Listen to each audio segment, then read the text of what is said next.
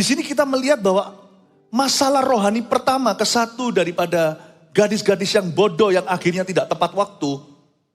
Terakhirnya hidup mereka diisi dengan terburu-buru ketika waktunya telah tiba, mereka tidak ready, ya kan? Gadis-gadis ini disebut bodoh, padahal mereka bawa pelita. Sekalipun punya Roh Kudus, tapi mereka tidak membawa minyak. Mereka tidak diperbaharui akal budi mereka. Apakah kebodohan pertama yang saya lihat dari gadis-gadis ini? Itu mereka meremehkan kesempatan yang diberikan. Mereka meremehkan waktu. Mereka tidak menjunjung tinggi kasih karunia yang diberikan oleh Tuhan kepada kita. Ini tipe-tipe orang-orang yang berkata gini loh, gampang lah, mau bertobat, mau ikut Tuhan, itu nanti-nanti aja. Life begins at 40, ya kan?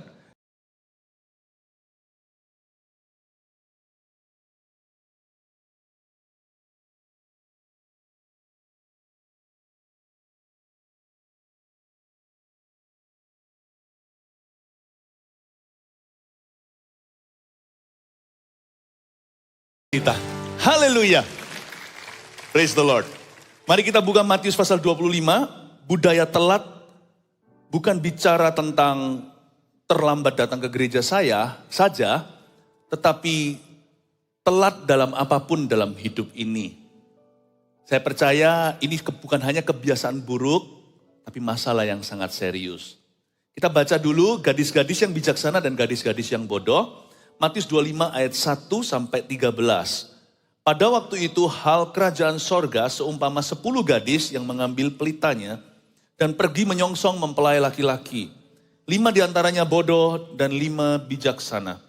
Gadis-gadis yang bodoh itu membawa pelitanya tetapi tidak membawa minyak. Sedangkan gadis-gadis yang bijaksana itu membawa pelitanya dan juga minyak dalam buli-buli mereka. Tetapi karena mempelai itu lama tidak datang-datang juga, mengantuklah mereka semua lalu tertidur.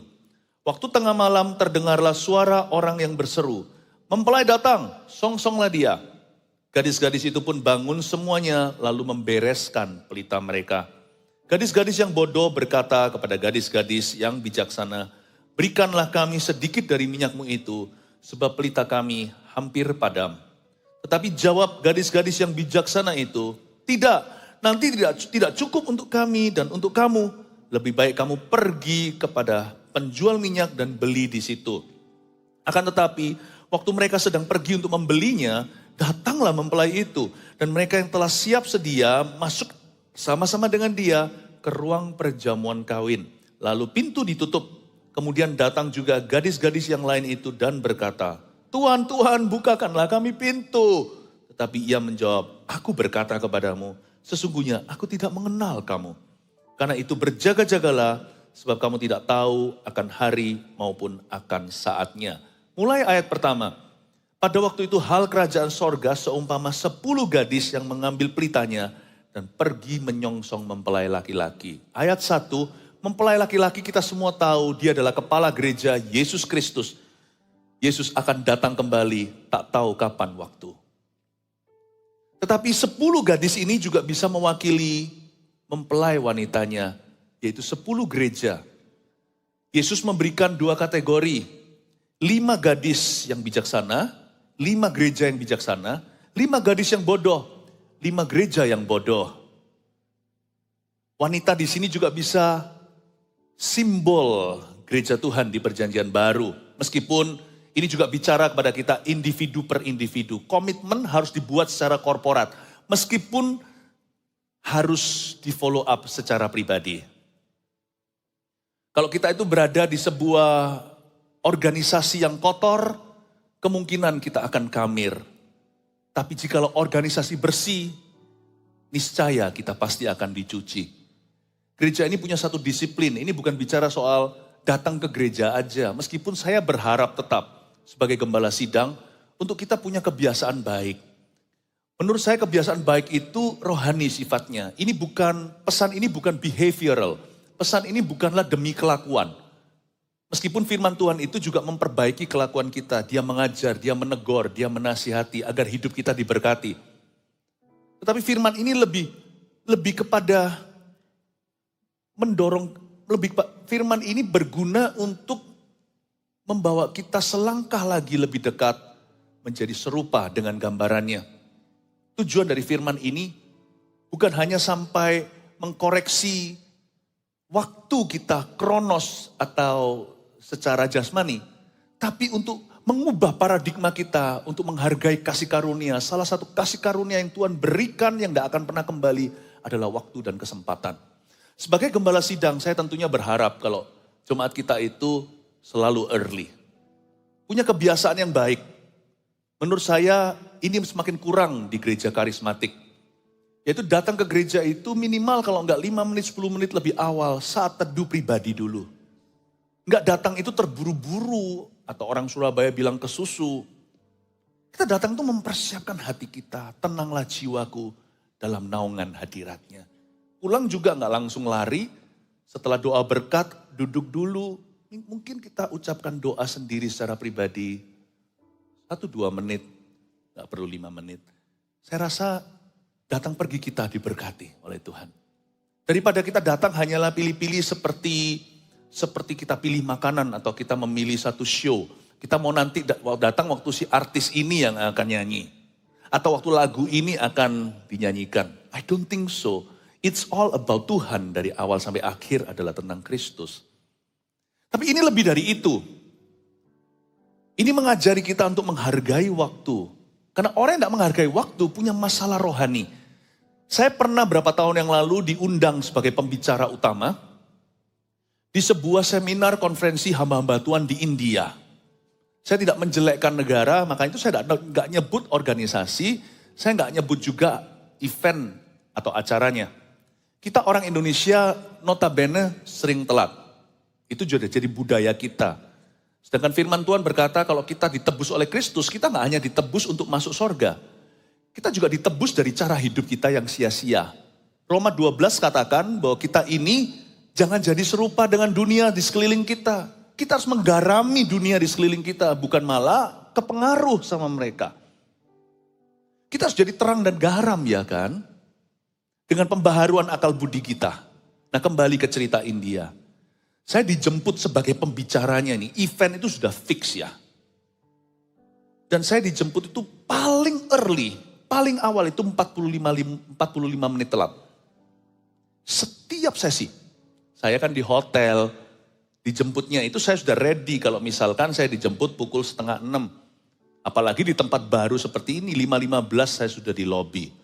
Itu saya tunggu 45 menit kemudian, pernah saya dijemput 1,5 jam terlambat. Saya tanya sama panitia, Bapak, maaf ya enggak apa-apa saya ini menunggu karena buah roh adalah panjang sabar. Tapi kenapa telat? Dia bilang, oh enggak apa-apa acara belum mulai, pada belum datang. Loh emangnya telat berapa jam? 2 jam. Tapi tertuliskan ini bukletnya, inilah buku acara. Memang di sini selalu 1-2 jam terlambat. Saya bilang, ketika giliran saya berkhotbah, saya tegur mereka dengan kasih. Semua kan kebetulan para pendeta. Saya bilang, Bapak Ibu Saudara, we have a spiritual problem. Bagaimana kita bisa memenangkan orang dunia yang jauh lebih profesional? Bagaimana? Ini kelihatan hanyalah sebuah kebiasaan buruk semata-mata. Menurut saya, di kemah Tuhan malah justru kurang menghargai kasih karunia. Zaman itu, di tahun-tahun itu, kalau nggak salah Raja Baja dalam Mital. Masuk di dalam majalah Forbes dan sebagainya. Jadi saya pakai nama orang itu karena nama orang itu pasti dikenal semua orang. Karena saya nggak ngikuti Bollywood, jadi saya nggak tahu siapa who's who. Jadi saya beritahu sama mereka, bagaimana kalau kita mau memenangkan segala kalangan, termasuk jikalau Raja Baja itu harus masuk ke dalam gereja. Lalu dia biasa rapat jam segini, selalu tepat waktu, tetapi kalau datang ke gereja 2 jam terlambat, saya rasa kita akan jadi batu sandungan. Salib Kristus tidak seperti itu. Yesus selalu tepat waktu. Dia datang persis di waktu ketika Mesias diutus. Gak lebih awal, gak lebih awal atau gak terlambat. Tuhan selalu tepat dan indah pada waktunya. Saya rasa, saya ngomong sama para hamba-hamba Tuhan, saya rasa you have a spiritual problem. Ini bukan behavior problem, ini bukan masalah kebiasaan, ini masalah kerohanian. Makanya tidak terjadi kebangunan rohani, tidak ada mega church, nggak ada gereja yang besar, bukan karena size-nya yang besar. Tidak ada pengaruh orang-orang Kristennya, anak-anak Tuhan. Karena cara kita memperlakukan Tuhan aja, di dalam ibadah kita aja, lebih buruk daripada cara orang-orang yang menyembah berhala memperlakukan dewanya. We have a spiritual problem. Ini kalau gigi udah gak bisa perawatan, ini harus dicabut total. Saya bilang Bapak Ibu ini harus dicabut total karena ini sudah busuk di akarnya. Akarnya udah mati. Saya bilang sama mereka, kecuali Anda berubah, saya kirim orang ke sini, tak rintis gereja Indonesia di India. Karena Indonesia lebih gak terlambat daripada India, kita paling 15 menit telat. You see, it's not just a problem, it's a spiritual one. Makanya saya ingin mengkonfrontasi, saya menunggu-nunggu saat ini, di hari ini saya akan mengajarkan hal-hal seputar budaya kita. Yang mungkin gak relevan bagi budaya asing. Tapi setiap budaya pasti ada problemanya. Pasti ada masalahnya. Budaya kita bagus di mana? Memperlakukan orang tua. Itu sudah gak usah diubah. Makanya gak ada kan di sini budaya kurang ajar sama ortu. Gak ada. Malah kita di sini kalau sampai kurang ajar sama orang tua, semua orang akan meninggalkan kita. Kita gak ada yang namanya kalau di Asia, budaya kita kekuatannya di mana? Ada kekuatannya. Tapi saya memang hari ini mengkritisi budaya kita sendiri agar kita berubah. 5 gadis bodoh, 5 gadis bijaksana. Mereka tidak dipisahkan karena mereka tuh dipisahkan ayat 2. 5 diantaranya bodoh dan 5 bijaksana. Jadi bodoh di sini bukan intelektualisme. Bodoh di sini bukan intelijensinya. Bodoh di sini adalah cara mereka memandang kasih karunia. Yang satu meremehkan, padahal 10 gadis itu sama-sama punya resources atau sumber daya. Mereka sama-sama pegang pelita. Mari kita lihat ayat 3. Gadis-gadis yang bodoh itu membawa pelitanya, tetapi tidak membawa minyak. Seperti orang yang lupa peluru namun bawa tembak. Di sini kita melihat bahwa masalah rohani pertama kesatu daripada gadis-gadis yang bodoh yang akhirnya tidak tepat waktu. Terakhirnya hidup mereka diisi dengan terburu-buru ketika waktunya telah tiba, mereka tidak ready ya kan? Gadis-gadis ini disebut bodoh, padahal mereka bawa pelita. Sekalipun punya Roh Kudus, tapi mereka tidak membawa minyak. Mereka tidak diperbaharui akal budi mereka. Apakah kebodohan pertama yang saya lihat dari gadis-gadis ini? Itu mereka meremehkan kesempatan yang diberikan. Mereka meremehkan waktu. Mereka tidak menjunjung tinggi kasih karunia yang diberikan oleh Tuhan kepada kita. Ini tipe-tipe orang-orang yang berkata gini loh, gampang lah, mau bertobat, mau ikut Tuhan itu nanti-nanti aja. Life begins at 40 ya kan. Kalau di gereja kita beda, the earlier the better. Lebih awal lebih baik lagi. Makanya dari sejak kecil kita sudah mulai orbitkan, kita sudah mulai muridkan. Dari ayat-ayat ini saya pelajari bahwa it's better to be early di dalam kasih karunia itu lebih baik dini daripada terlambat.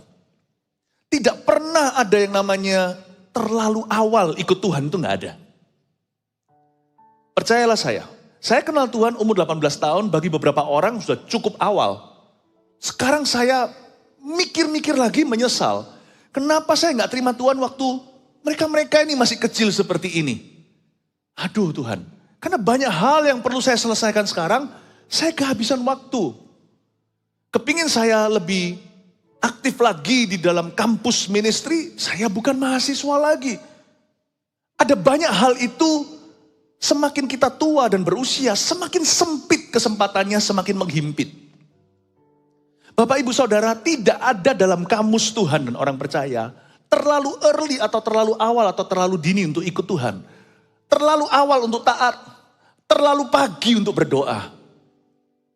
Terlalu cepat untuk sungguh-sungguh. Gak ada itu. Gadis-gadis yang bodoh itu membawa pelitanya. Tapi mereka leha-leha dan bersantai saja. Tidak mempersiapkan minyaknya. Pelita itu dari Tuhan. Kita tidak membelinya. Roh Kudus itu diberi cuma-cuma. Terang firman Tuhan, firman-Mu pelita bagi kakiku. Tapi minyak itu kita harus bayar harga. Minyak itu berarti kita harus melumasi. Minyak itu berarti kita harus berbenah diri. Minyak itu kita harus sungguh-sungguh. Minyak itu berarti mempersiapkan. Mereka, gadis-gadis ini, mereka itu tidak mempersiapkan dirinya. Bapak ibu saudara, kunci kerajaan sorga tidak di tangan yang punya sorga. Kunci kerajaan sorga di tangan Petrus, di tangan murid-murid Yesus, di tangan kita. Kita bertanggung jawab untuk merubah kelakuan kita dengan pelita yang sudah kita bawa. Firman yang di tangan kita itu pedang roh yang cukup untuk mengubah kelakuan apa saja dan kebiasaan buruk apapun. Karena itu dengan pelita itu belilah minyak hari ini. Minta Tuhan urapi. Minyak itu bukan hanya bicara tentang the anointing. Minyak itu bagian kita, isi bensin. Tuhan mau memberikan kepada kita pekerjaan. Tapi kalau kita nggak sungguh-sungguh, Tuhan tidak pernah ingin memberkati orang malas. Sekalipun pekerjaan sudah dijanjikan. Meskipun kalau akhirnya kita berhasil dalam pekerjaan kita, bukanlah kita yang membangun rumah, sia-sialah orang yang membangun rumah jikalau bukan Tuhan yang membangunnya. Akhirnya kita tidak bisa berkata karena aku rajin, karena aku ulet, karena koneksiku banyak, karena aku pintar, pandai, karena aku S2, karena aku S3. Bukan karena itu. Berapa banyak orang yang pintar, pandai, tidak punya kerja. Berapa banyak orang yang sehat, mati muda. Meskipun kita bertanggung jawab untuk olahraga, kita persiapan, kita belajar bagi seorang pelajar dan mahasiswa atau bekerja dengan sungguh-sungguh, bekerja dengan keras, putar otak, itu semua minyak. Namun pada akhirnya kalau kita sukses, dilarang untuk berkata, ini semua karena aku, bukan karena gagah perkasaku, tapi karena rohmu. Sungguhan. Tapi banyak orang Kristen itu malah begini, karena mereka percaya kasih karunia, semuanya terserah Tuhan. Mereka lupa bahwa kunci mereka juga ada. Misalkan Tuhan berjanji memberi kita suatu pekerjaan, tapi kita selalu tidak tepat waktu. Tugas-tugas kita selalu terbengkelai. Kita dipasrahi, malah yang masrahi kita harus mengingatkan. Kalau gitu ngapain? Kalau gitu perlu dia hire satu orang lagi. Dia berarti perlu untuk rekrut satu pekerja lagi. Khusus untuk mengingatkanmu. Kan double expense perusahaannya. Kan perusahaannya merugi gara-gara kita. Kalau kita tidak pernah bisa tepat waktu dalam tugas kita. Kita tidak pernah sungguh-sungguh bertanggung jawab dengan apa yang menjadi bagian kita. Jangan suruh Allah memberkati orang malas. Sebab tidak pernah dalam firman Tuhan tertulis, I bless the lazy. Never. Tapi Alkitab dengan jelas di kitab Amsal dikatakan, tangan rajin membuat kaya. Tetapi ditambahkan, ada satu ayat disclaimer-nya supaya yang rajin jangan sombong hati. Berkat Tuhanlah yang membuat kaya, susah payah tidak menambahinya. Amin Bapak Ibu. Namun banyak orang itu berada di kemah kasih karunia dan berkata, oh by grace alone. Dan melipat tangan sebentar lagi, melipat satunya, tertidur sebentar lagi kemiskinan menyerbu seperti pencuri. God never blesses the lazy. God doesn't bless disobedience. Tuhan tidak memberkati ketidaktaatan. Tuhan tidak memberkati semua itu. Karena itu persiapkan minyak. Minyak, it's on your part. Minyak adalah bagian Anda, bukan bagian kita. Minyak adalah bagian gadis untuk membelinya. Bagian gereja untuk membayar harga. Saya rasa tahun 2023 orang boleh berkata whatever, apapun juga. Orang bisa berkata kelam dan sebagainya. Sebagai gereja, kita ini mercusuar. Izinkan saya menubuatkan 2023 adalah tahun di mana kita akan menabur kesungguhan, menabur doa. Kita berani bayar harga dan tahun 2023 akan banyak perkecualian buat umat Tuhan. Ada banyak keluputan dan ada banyak berkat yang akan mengalir di Bukit Sion ini. Di ibadah pertama saya sampaikan, asal Anda mau jalan sama Tuhan, gak perlu sempurna asal kita mau berusaha. Saya yakin kok kasih karunia akan menjemput kekurangan kita. Apa yang memang harus Anda buka, harus Anda establish dan set up. Jangan ditunda karena prediksi-prediksi dunia. Bukalah kalau memang sudah waktunya. Tahun depan kita juga akan pindah ke gedung 2 kali lipat hari ini. Orang berkata resesi. Kita berani. Karena kita nggak ngawur. Itu semua sudah prosesi. Nah masa kalau tahun depan resesi anak Anda yang berumur 15 dilarang untuk ulang tahun umur 16? Pestanya mungkin enggak, tapi jangan larang mereka ulang tahun. Berarti kan mereka mati di umur 15 ini. Kamu terus tumbuh nak. Kamu akan terus makan, kamu akan tambah tinggi, kamu akan tambah sehat, kamu akan tambah pintar. Tahun depan resesi papa. Tahun depan resesi, jadi resesi, urusan resesi. Anak aku pelihara. Masa Tuhan gak bisa bicara yang sama kepada kita? Kita anak-anaknya. Dan kita adalah gadis-gadis itu. Saya dorong Anda. Asal kita berani banting tulang, asal kita berani lawan arus, asal kita berani rajin dan sungguh-sungguh. Dan jangan lupa tambahkan satu lagi, dengan tanpa yang satu ini, semua tadi itu akan dilecehkan. Tepat waktu ya. Please be early. Belajar dari Daud. He did not have a spiritual problem, he had a spiritual strength. Dia tidak punya masalah rohani. Dia punya kekuatan rohani. Saul minta 200 kulit katan. Baik kapan? Sebagai mas kawinnya sebenarnya dia mau menjerumuskan Daud untuk terbunuh oleh orang Filistin. 100 kulit katan. Itu berarti kulit sunat, maaf ya. Masa mungkin orang Filistin yang tidak bersunat itu Daud bisa datang, permisi ya saya sunat boleh? Kan gak mungkin. Itu harus perang ya kan.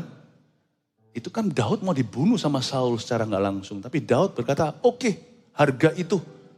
Dia sebelum jatuh tempo, gak hanya lebih early, dia kasih 2 kali lipat 200 orang Filistin dia bunuh. That's the spirit of God. People say, orang berkata kalau roh Tuhan ada pada seseorang dia akan menari seperti Daud. Iya, jangan nari doang. Tepat waktu. Daud gak hanya nari. Setelah dia nari, dia bunuh Filistin. And he came to work early. Dia datang ke bait Allah, dia datang ke gereja, dia datang lebih dini, lebih awal. Dan membuahkan hasil. Itulah tanda orang yang diberikan tanda Kristus padanya. Saya berdoa supaya arti kata menjadi terang dan garam itu jadi lebih praktis lewat apa yang saya khotbahkan hari ini. Simple aja, kalau ini bisa selesai ya. Saya beritahu waktu itu sama teman-teman di India, kalau ini bisa kau selesaikan. Semua yang saya khotbahkan tadi itu akan kejadian. Kalau ini gak bisa diselesaikan, semua itu akan bocor. Saya beritahu sama mereka, ini dulu aja.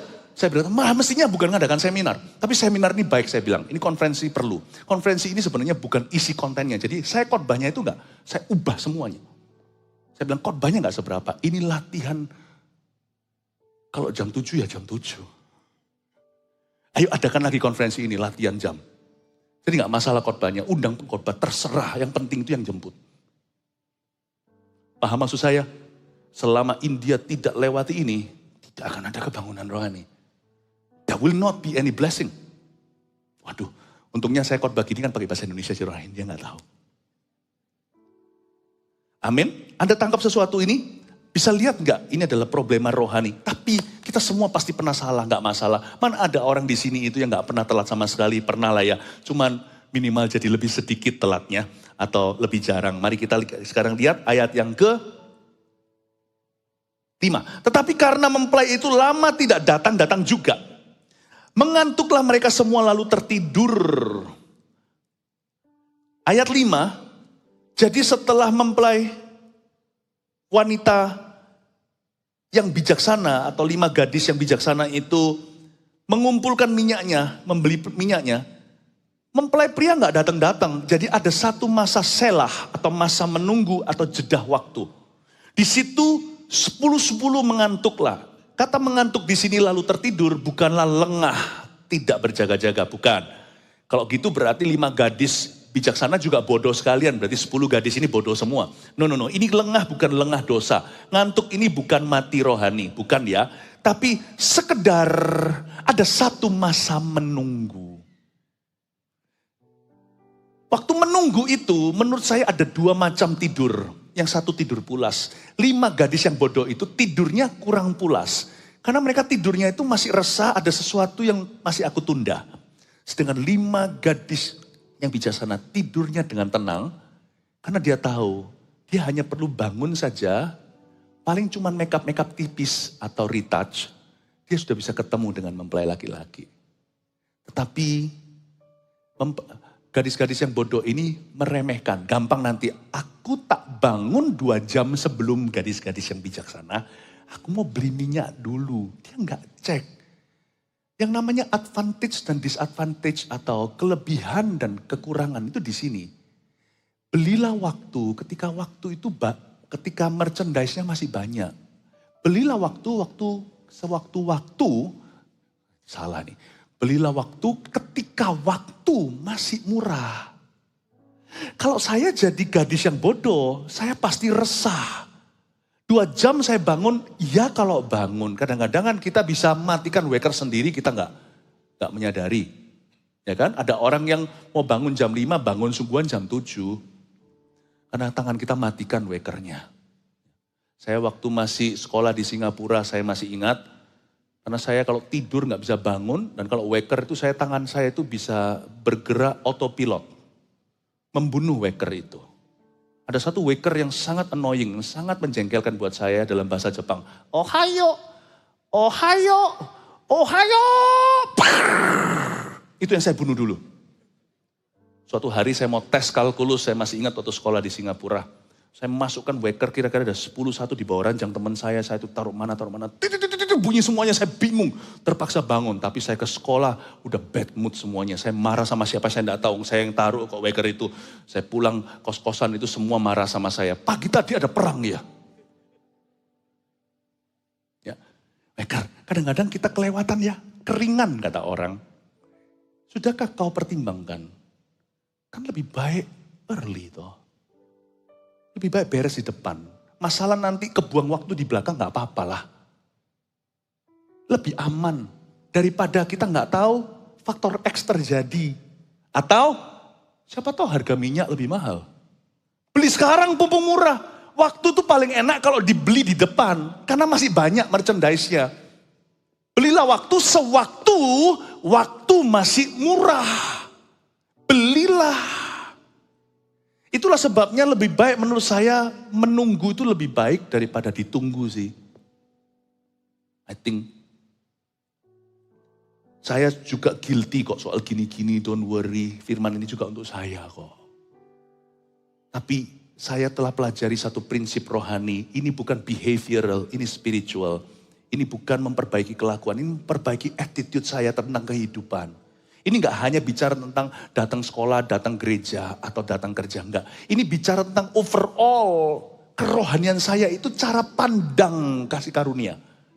Dan waktu adalah salah satu daripada the grace of God di dalam kehidupan kita. Biasanya kalau kita beres soal waktu, beres soal lainnya.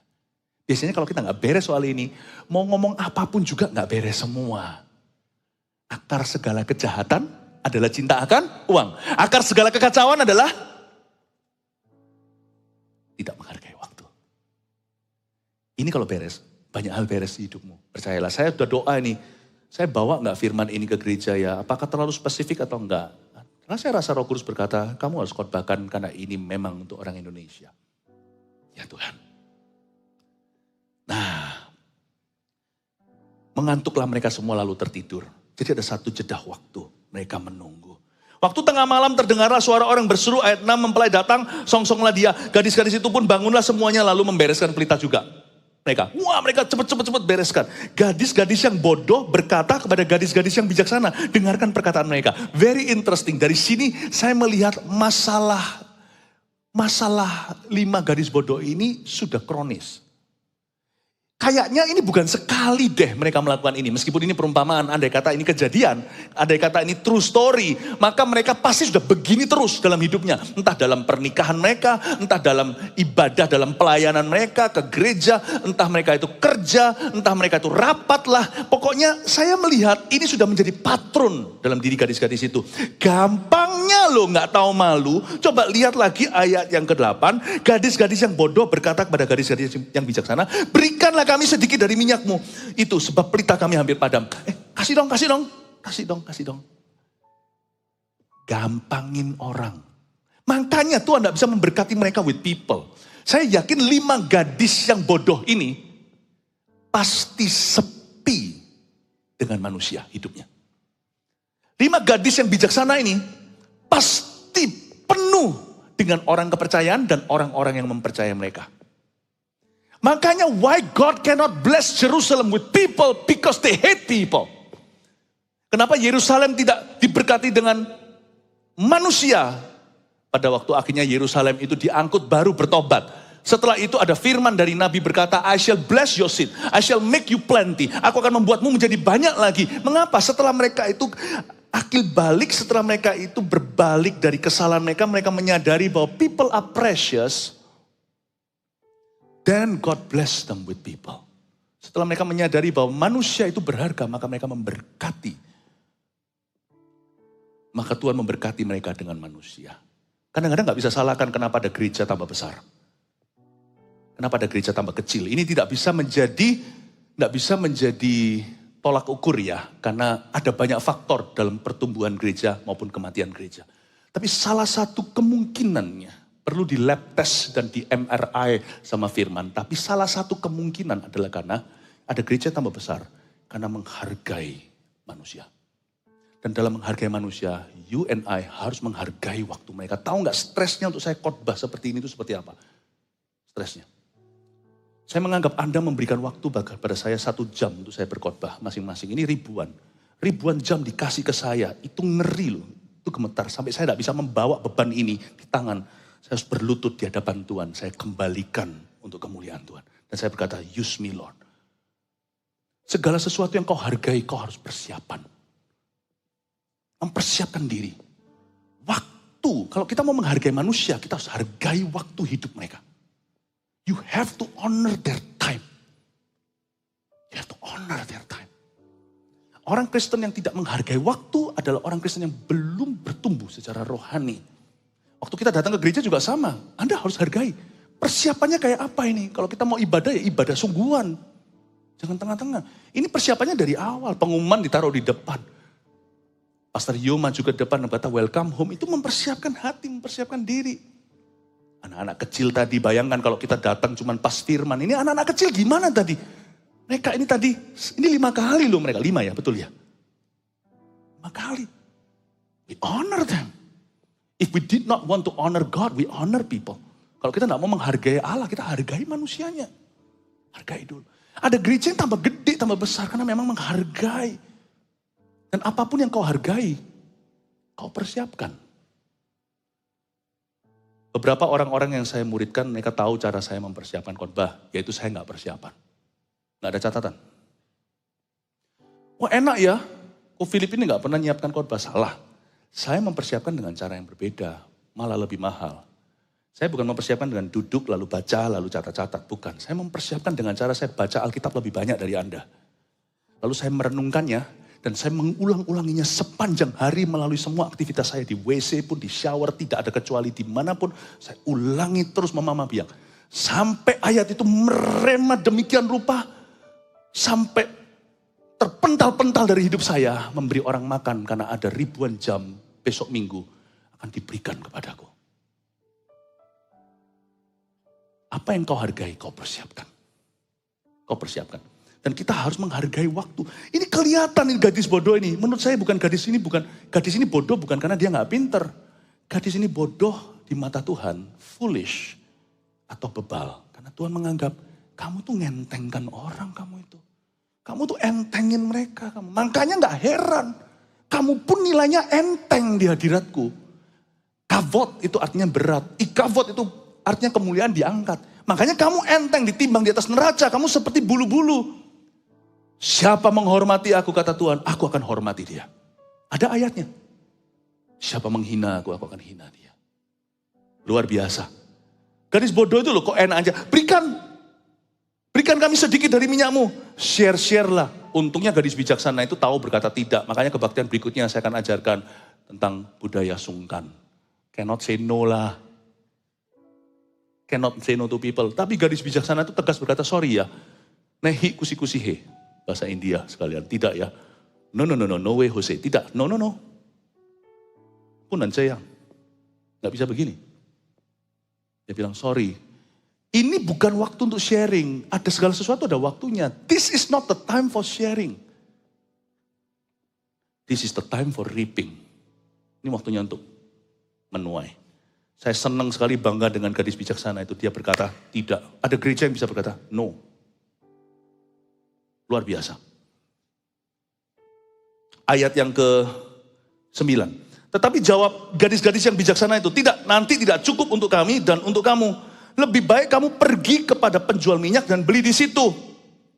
Akan tetapi, waktu mereka sedang pergi untuk membelinya, mungkin cari Pertamina, datanglah mempelai itu dan mereka yang telah siap sedia masuk bersama dengan dia ke ruang perjamuan kawin. Aduh, lalu pintu blung ditutup di depan mereka. Bapak Ibu Saudara dengar baik-baik. Waktu itu baik di depan, kejam di belakang. Believe it or not. Di depan kita bisa leye-leye santai. Wah, banyak waktunya. Dia akan kejam di belakang. Karena waktu biasanya akan menghimpit kita pada akhirnya. Pernah enggak kita itu tidurnya gampangin, besoknya pagi itu berharap andai aku bisa tidur 5 menit aja. 5 menit aja lah, Mam. 5 menit aja lah, Mam. Tadi malam 5 menit dibuang. Waktu itu selalu kejamnya itu bahasa Ibrani tulis diburi. Ini yang Jakarta gak ngerti ya.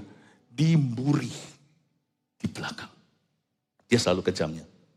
It always closes. Orang yang tidak menghargai kasih karunia biasanya akan selalu diulang-ulang repeat lagi sampai dia lulus di hair terus. Yaitu dia akan selalu alami satu fenomena ini, yaitu pintu-pintu ditutup di depannya. Selalu itu. Dan dia akan berandai-andai aku punya 5 menit lagi. Orang yang berlari juga sama kan. Itu bisa jarak 1 detik aja. Itu bisa perubahannya juara 1 dan juara 2 Olimpiade gold medal. Emas atau perak atau perunggu ditentukan dengan itu. Cuman split second. Saya main basket dulu. Basket biasa santai di depan, tapi nanti kalau terakhir sudah keket. Sudah seperti melengket angkanya. Tinggal 1 lagi. Kalah setengah bola. Itu andai kata cuman ada 2 detik lagi ternyata tet. Dia persis tetnya itu pas masih di tangan lalu dilepaskan basketnya. Mereka review lagi di TV dan semua referee juri berkata tidak masuk, tidak terhitung poinnya. Dan kita kalah persiapan 1 tahun di turnamen itu kita gugur. Hanya karena 2 detik. Waktu itu akan kejam di belakang kalau kita nyantai di depan. Siapa meremehkan orang lain dan perasaan mereka akan ditutup segala kesempatan. Ayat 12, tapi ia menjawab aku berkata kepadamu, sesungguhnya aku tidak mengenal kamu. Karena itu berjaga-jagalah sebab kamu tidak tahu akan hari maupun akan saatnya. Saya tidak hanya bicara tentang pergi ke gereja, pergi ke kerja sekali lagi atau pergi ke sekolah. Atau menyerahkan tugas-tugasnya, bukan. Tapi saya bicara tentang paradigma yang harus berubah. Bahwa kita harus berjaga-jaga. Budaya ini harus mati di dalam diri kita bagi orang Indonesia. Karena nanti ke depan Indonesia akan menjadi salah satu negara yang paling diperhitungkan di seluruh dunia. Dan kalau orang-orang Indonesia pada umumnya bolehlah masih begini-begini. Saya harap Kopassusnya Tuhan Yesus. Orang-orang Kristennya 1 diantaramu akan membuat 1000 musuh lari. 2 diantaramu akan berlaksa-laksa. Kita harus instalasi quality. Kita harus injeksi kualitas. Satu hal yang menjadi beban kami gereja Tuhan adalah bukan memperbanyak jemaat. Itu akan terjadi dengan sendirinya. Orang-orang akan pada mau bergabung dengan gereja karena melihat kemuliaan anak-anak Tuhan. Roma 8. Karena dunia ini menunggu menanti-nantikan anak-anak Tuhan dinyatakan dalam kemuliaan. Jangankan orang-orang yang kita kenal. Bahkan nanti pun Raja Baja dan Mital satu-satu akan bertekuk lutut. Ini bahasa Indianya, bahasa Indonesianya atur sendiri. Akan bertekuk lutut dan berkata, aku mau mengikutmu. Beritahu aku Tuhanmu. 9 orang di antara mereka akan pegang puncak jubah 1 orang Yahudi dan berkata, take me to your God. Orang Indonesia akan berfungsi. Orang Indonesia akan bangkit. SDM-nya harus berubah. Menurut saya ini bukan hanya tugas pemerintah. Menurut saya ini juga adalah tugas gereja. Untuk membangkitkan SDM-nya. Amin Bapak Ibu Saudara. Saya ajak kita semua menghargai kasih karunia dalam embrio terkecil. Budaya telat saya kasih ada poinnya 4. Catat ini simple-simple untuk review apa yang saya ajarkan. 1, bersiaplah lebih awal agar tepat waktu. Ingat ya, munculkan ini. Waktu itu selalu kejam di belakang, makanya itu kalau bisa lebih dini gak apa-apa. Hapus di dalam kamus, too early. The words too early never exist. Ya kita gak boleh juga terlalu awal. Habis ini kalau anaknya minta dibanguni jam 6, Anda banguni jam 3 ya, keterlaluan lah ya. Pastor Philip yang mengatakannya, nanti dia gak mau ke gereja kita. No. Ada hal-hal tertentu yang lebih baik on time. Tapi maksud saya adalah too early ini persiapan. Hatimu tuh loh, kita nggak boleh meremehkan. Bersiaplah lebih awal agar tepat waktu, jadikan itu prinsip. Pegang baik-baik. Dan ini khotbah akan didengarkan semua. Saya sudah minta sama jemaat nggak boleh satu pun bolong. Jadi nanti ibadah-ibadah lain termasuk keluarga saat teduh, dengarkan, jadikan ini prinsip hidupmu ya. Karena saya tahu 2023 kita akan mengalami masa-masa transisi sebagai satu bangsa, 2024 dan seterusnya. Saya percaya nanti akan ada kebangunan rohani yang memimpin dunia, salah satunya adalah dari Indonesia. Orang-orang Kristen akan memimpin segala sektor. Catat ini baik-baik. We are not just Indonesians, we are citizens of the kingdom of God. Bersiaplah lebih awal agar tepat waktu. 2, lebih baik menunggu daripada ditunggu. Kan kita sudah tahu pepatah lebih baik memberi daripada menerima. Saya tambahkan ini, tapi ini hikmat ya. Kalau tadi firman, ini adalah kata-kata hikmatnya. Lebih baik menunggu daripada ditunggu. Ayo kita ambil prinsip itu. Saya minta nanti setiap ibadah, Pastor Yo, setiap CG juga, kita biasakan di dalam gereja. Biasakan di dalam gereja. Gereja itu kan rumah Tuhan. Gereja itu rumah Tuhan. 2, 3, yang ketiga, orang yang suka telat, meremehkan Tuhan dan orang lain.